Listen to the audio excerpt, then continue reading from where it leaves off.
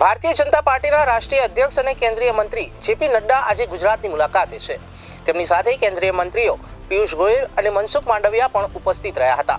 રાષ્ટ્રીય અધ્યક્ષ જેપી નડ્ડા અને ગુજરાત પ્રદેશ પ્રમુખ જગદીશ વિશ્વકર્મા વડોદરા નજીકના અટલાદરા સ્થળે પહોંચતા જ ભાજપના કાર્યકરો અને મોટી સંખ્યામાં નાગરિકો તેમનું દ્વારા સ્વાગત કરાયું। જોકે આ મુલાકાત દરમિયાન કેન્દ્રીય મંત્રી જેપી નડ્ડા અને અન્ય મહાનુભાવો સૌપ્રથમ ગ્રામસભા સ્થળે પહોંચ્યા હતા, જ્યાં ખૂબ મોટી સંખ્યામાં નાગરિકોએ તેમને સાંભળવા માટે એકઠા થયા।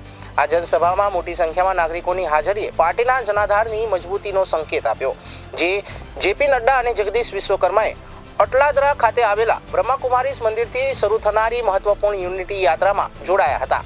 આ યાત્રા રાષ્ટ્રીય એકતાના સંદેશને વધુ મજબૂત બનાવવાની પાર્ટીની પ્રતિબદ્ધતા દર્શાવે છે। કેન્દ્રીય નેતાઓની આ યાત્રામાં હાજરીથી અભિયાનને રાષ્ટ્રીય સ્તરે મહત્વતા અપાવી હતી। કેન્દ્રીય મંત્રીઓ અને રાષ્ટ્રીય અધ્યક્ષની આ મુલાકાત ગુજરાતમાં આગામી રાજકીય ઘટનાક્રમો માટે એક મંચ તૈયાર કરી રહી છે।